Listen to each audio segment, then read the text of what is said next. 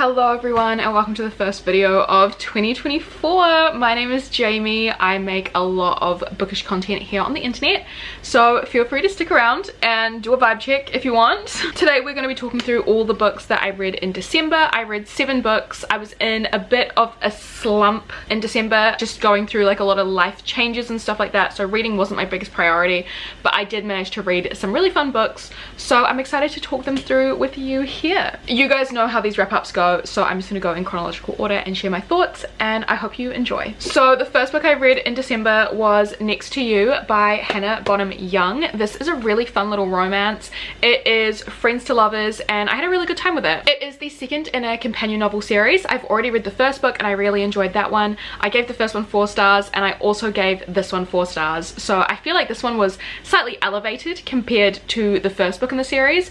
So still really enjoyed it, considering that I enjoyed the first one too. Basically in this novel we follow our 2 main characters, Lane and Matt. They're both best friends. They had like this chance encounter at a New Year's party, kind of like a missed opportunity kind of vibe, but stayed really good friends from that point on. Lane's kind of going through an identity crisis and she ends up buying a secondhand school bus and decides to turn it into like her own kind of like moving house kind of vibe.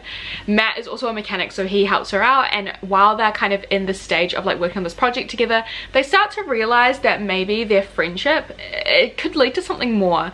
And I don't know, I really enjoyed this book. I felt like our character journeys were really good. Lane goes through so much. Like, her father died when she was quite young and she saw how that affected her mother, so she's really emotionally closed off from finding love, purely because she's seen like the worst that could happen when you're in love. And I found her journey and her kind of like acceptance to be a really beautiful story. I really can root for a romance where our main characters are going through something quite serious and they don't really know how to like deal with that. It's just so much more interesting than the whole like, no, we can't be together for like some random bullshit reason that I've seen so many times in different romance novels. I felt like there were so many cute like movie and book references. I usually don't like pop culture references, but I'm a big movie person, so hearing about all the film references in here was really cute, and I just loved our 2 main characters coming together and being a couple. I felt like it was really well paced, and yeah, just like fun times all round. So yeah, definitely 4 stars. Not my favorite romance of all time, like it doesn't really stick out to me, but still like a really solid book. After that I decided to pick up The Writing Retreat by Julia Bartz, and I also really enjoyed this book as well. I gave this 4 stars and it's a really silly thriller. Like, silly is the best word for me to describe it, but I've seen it on so many people's like favorite books of 2023 videos, and the way they describe it is like exactly how I feel. Like, it was so fun. I can understand why people didn't love this as much, but I just had a really good time. Basically we follow our main character Alex. She's recently had a falling out with her best friend and she's absolutely thrilled because she's a struggling writer and she gets invited to go on this really prestigious writing retreat hosted by her favorite like feminist author of all time. The problem is that her ex-best friend is invited as well, so she's going to this secluded like house in a snowstorm with 3 other women and her ex-best friend. When they're there, some really creepy stuff starts to happen. Alex is starting to realize that maybe the author that she's idolized her entire life isn't really like all that, and I just love those sorts of themes. I love the themes of like putting someone on a pedestal and then slowly realizing that like, wait, this is just another human. I don't know how to explain it, but it was just so good. I feel like when you read this book, you definitely have to suspend your disbelief. Like, it's pretty ridiculous, but really atmospheric, really spooky at some stages, and just such a massive page turner. I really enjoyed this. I feel like it's definitely one of the more creative thrillers I've ever read. I just found like the world and the characters to be so iconic. Like, I genuinely enjoyed this so much. One of my favorite things about this book is that it was just so exciting. Like, for me, the bar is pretty low when it comes to thrillers. I do know that thrillers aren't often going to have the best character work, the best writing. Usually I just read them for the plot, and if the plot is engaging, then like that's fantastic, and this was definitely that. Like, it was so engaging, and it gave me those feelings where like I wanted to drop whatever I was doing and just sit down and read this. Like, I didn't want to stop reading, and while I've been pretty slumpy in December, that speaks volumes for like the quality of this book and the pacing and the plot. Luckily for this one though, I didn't have to keep the bar super low because it also did some really cool things with the character work and everything like that. I feel like some of the themes in here were really exciting, and some of the kind of like moral dilemmas that our main character goes through were just really interesting. Like, what would you do for your art? I just find it really exciting. I also love books about books and books about writing, even though I sometimes find them cringe, especially when like the author is kind of complimenting their own work within their own writing. But this one I felt like I could forgive that. Like, it was good enough for me to be like, okay, yeah, like, it's fun. I know this is not gonna be for everyone, like I said before, but I personally found it really entertaining, and yeah, I really liked it. The next few books I actually read for a 48-hour readathon vlog, which is on my channel. So if you do want more in-depth thoughts about these next 3 books, then definitely feel free to go check that video out. But the first one I read for that was Inner Holidays by Christina Lauren. After so many years of wanting to read this around Christmas time, I finally did, and I was not disappointed. I gave this 4 out of 5 stars again. In this book, we follow our main character, Mei Lin. She is staying with some family friends and her family at this cabin for Christmas, and she's had a pretty shit Christmas. She's like kissed someone that she didn't want to kiss. She's found out that her family friends are selling the cabin, so it's their last Christmas together, and she's just a bit devastated. But then on her way to the airport, she gets in a car crash with her family, and all of a sudden she wakes up and she's on the plane again, and all of a sudden she's starting the holiday all over again. She's stuck in a time loop. Is this the best book, most memorable book in the world? No, of course not, but it was exactly what I needed, and I love a time loop story. Like, I'm an absolute sucker for anything to do with time travel or time loops, so this just felt like it was catering to me 100%. I just felt like it was a really, really sweet rom-com. I really was engaged in like the time loop stuff, and I really liked the journey that Mei Lin went on. I feel like it was very comedic. I feel like Christina Lauren really nailed the environment, the imagery, and just the jokes. I just found them to be really, really fun. The one thing for me that like stopped this book from being higher than 4 stars, and even then I think 4 stars is kind of generous for this book. It was just kind of like exactly what I needed. The one thing that's really stopping it from being like, you know, that great for me is just our male love interest just felt really, really bland. I'm not even gonna lie to you, he just felt not very interesting. I don't know, like, it's a shame, and I find this quite often with Christina Lauren's romances, is that I will always kind of like really be rooting for the female lead. Like, I'll really enjoy her, and then because they're not like dual perspective, I just find the men to be like really boring, just like plain white untoasted bread. So boring. And unfortunately, our male lead in here suffered the same fate. But at the end of the day, I really enjoyed living in our main character's head, and yeah, it was just really fun and fluffy, and like, don't really have anything else negative to say about it. It was just a really, really cute time, and yeah, definitely what I needed. And I've been wanting to read it like every single Christmas that's passed since it's been released, and the fact that I like just haven't until now, I'm just glad I accomplished like reading this, I think. After that, I read another 4-star read, which is kind of crazy. Like, how did I have so many 4 stars?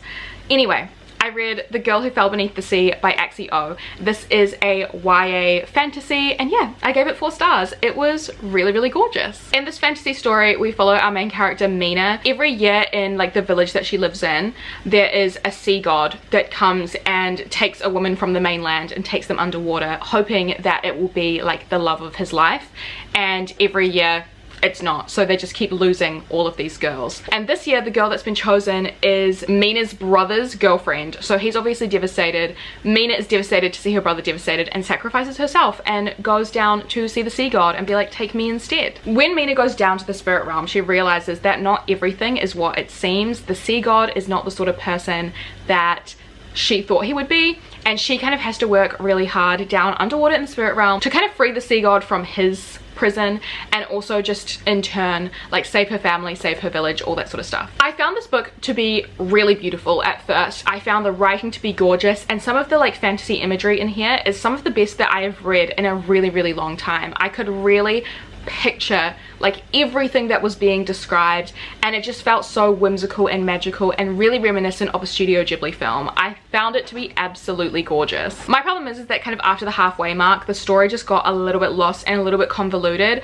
I really enjoyed the first half of the book because it seemed all very straightforward. We met all these characters, and I could be like, oh yeah, this is quite a large cast, but like I'm following it really, really well, and I'm really liking all these characters. And then the second half, it kind of didn't stop introducing new characters and new concepts, and so I just felt like the actual plot and the story and the theme and the messages that Axie O was kind of sharing with us at the beginning of the novel just got lost in like how packed it was towards the end. It's less than 350 pages, so I feel like if you are going to pack that much in, maybe make it a series or make the book a bit longer, but I just felt there were some themes and messages that got a bit lost due to like how much we were seeing in this. But that really is my only critique, and I really did enjoy the first half of this book so much. So yeah, I really do recommend this if you're looking for like a really magical kind of story. Okay, yeah, now here is where things went a bit downhill. After that, I read The House Across the Lake by Riley Sagar, and I gave this 2 stars. I've read nearly every single one of Riley Sagar's books now. Like, I haven't read the most recent one. This is by far my least favorite. Like, I've read his entire backlist basically, apart from the one that came out last year in 2023. This is my least favorite. This is the only time I've given Riley Sagar like less than 3 stars. Oh my god, this was so wildly disappointing. Basically, we follow our main character, Casey. She is a recently widowed actress, and she has been kind of sent by her mother to stay in her holiday home where there's no paparazzi that can see her because she's kind of been going off the rails. Across the lake from her is this other home with all like glass walls, and there is a woman who is like an ex-model, really glamorous, like another celebrity basically, and her like tech startup husband. And Casey just keeps watching them, and she's noticing things that are like really sinister. This book was just so ridiculous. First of all, there's a trope that I really don't like, which is like the alcoholic woman who no one believes when she like sees things. That's just a trope that I don't really like as much. However, that wasn't a huge part of the novel. It just kind of maybe impacted like my mind when I started reading it like at the beginning, because I was like, oh great, like here's another trope that I don't like. But that wasn't even the worst part. Like, that kind of wrapped up pretty swiftly. This book just like took a turn that I really wasn't expecting, and I'm not saying this in a like a I don't like it because it wasn't what I expected way. Sometimes I love when books aren't what I expect. Like, genuinely I do. This one, like, it's just dumb. Like, it's just stupid. The plot twist that we got was so ridiculous. I already had to exercise my mind quite a bit in suspending my disbelief for this one in a really fun way. This one, there's no way my mind could, you know, suspend my disbelief there. Absolutely not. I was like, that is a joke. Like, I genuinely feel like this is a parody. This really, by the end, didn't feel like a thriller. It felt more like a campy horror. The problem is that it just wasn't scary. And, you know, I could forgive this book a little bit more if the atmosphere was there, if the scares were there, if it was thrilling, and it just wasn't. I just felt it to be too ridiculous and too comedic, and it wasn't even trying to be comedic. I just feel like Riley Sagar really missed the mark with this one. This one was just definitely not really for me, and I found the characters also to be super unlikable, and I just can't get behind how ridiculous it was. But it gave me a few giggles, I suppose, so there's that. But yeah, 2 stars for this book. After that, I read Hunting Prince Dracula by Kerri Maniscalco. This one was for my Patreon like series read along. It's book 2 in the Stalking Jack the Ripper series, and I believe I gave this one either 3 or 4 stars. I can't quite remember, and it's because I just don't remember much about this book, to be honest. It took me a really long time to read this, and I really did struggle with this one. Not because of the book, but mostly just because of like where my mind was while I was reading this, and because I was kind of like, I had to read this, right? It was for my Patreon, so I'm like forcing myself to like get through a book that I'm not really feeling. It's definitely not going to make for the best reading experience, but I do really love this series, so I want to give this book another go at some stage. Basically, this follows the events of the first book in the Stalking Jack the Ripper series. We follow our 2 main characters, Audrey and Thomas, who are both like forensics students. However, in this novel, they go off to Romania, and they're studying at like a forensics school there. Although all of a sudden there are all these murders that are happening on campus, which kind of echo the murders of like a vampire. Like, people's bodies are like drained of blood when they find the dead bodies and stuff like that.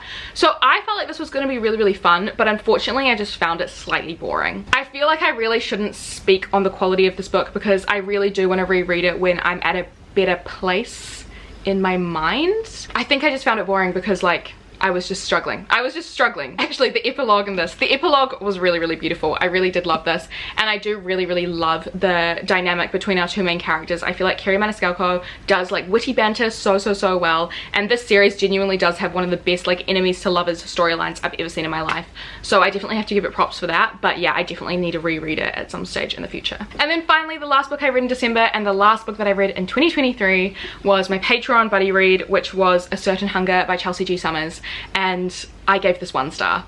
Oh my god, I feel so bad like ending the year off with such a dud, but I really did not like this book. I really did not like this, and everyone else in my Patreon were like, Jamie, this is the perfect book for you, this is so you coded, we can't wait to see what you think of it like at the end of the month. And I was like, I'm sorry lads, 1 star, I'm so sorry. Yeah, I really thought I was gonna like this, but unfortunately it just really wasn't for me. But basically we follow our main character Dorothy, and she is a food critic who's been killing men her entire life. The story starts off with her in prison, kind of like recounting all the murders that she got away with and leading to the thing that got her caught, I suppose. I just really didn't like the writing style of this. It felt a lot like American Psycho by Bret Easton Ellis, and I didn't like that book either. Probably for different reasons why I didn't like this book, but it just felt so clinical and it felt so disconnected from the reader, and I just really don't love books like that. I also feel like because we start off the story knowing that she's in prison, I kind of like knew what was coming and it didn't leave any room to like build tension. I feel like there just wasn't a lot of tension built, and I feel like the book would have been so much more enjoyable for me personally if like the book started and we didn't know that it led up to that stage and we as the readers didn't know. I also felt like the book was like super meta in a way that I didn't enjoy. Like it kept going like, you're probably gonna like scream and turn your eyes away as I describe how I killed this man, but I'm gonna tell you. I just didn't care. Like I was like, okay, cool. I also just felt like our main character was so not very well developed. I didn't really know anything about her. I didn't know her motivations, and maybe it's because she kept the readers at a distance, but her only real motivations for like killing people was like, I'm a psychopath. What are you gonna do about it? I'm a psychopath. And that's just not interesting to me. Like it's so cliche, and I don't care about like a serial killer who wants to leave a legacy. Like I would rather something to be just a bit more interesting, a bit more nuanced, rather than just like, hey, I'm a psychopath, therefore I kill men. I don't know, it just didn't feel very interesting. It felt really boring and such a slog to get through. All the descriptions of food at first I loved, because I loved that kind of over descriptive writing style, but it got really tedious after like the 3rd chapter of her just describing food. I didn't find it, like I know that it's gory and body horror, but I didn't find it to be that shocking because I was just so bored by the content in the novel anyway. And yeah, it was a really disappointing read because I love like unhinged women, I love, you know, women killing men kind of stories, and this just fell really flat for me. So yeah, 1 star. So guys, that is everything that I read in December. I really hope you enjoyed this video, and I'm sorry that it's a bit late. I actually have just come off from like a 2-week break from working, making YouTube videos, Twitch streaming, all that sort of stuff, but I'm back now and really ready to get back into things. So yeah, please leave a comment down below letting me know what your favorite book of December was, and I'll make sure to check them all out. We'll check out your comments and not the books, that's a bit much, but I'll make sure to check out all your comments. But yeah, also a cheeky reminder that all my socials are linked down below along with my Patreon, so if you do want more extra content from me, all of the benefits and the details are on the page. We just had a really fun chatty live show this morning, so yeah, I'm just loving making content for my Patreon at the moment. But yeah, guys, thank you again so much for watching. I love you all. I will see you in so many more videos very soon, I promise. I know I've been slacking, but we're getting back to it now. We're getting back to it. I'm off my holiday. Let's do it. But yeah, I love you all so much, and I'll see you very soon in the next video. Bye.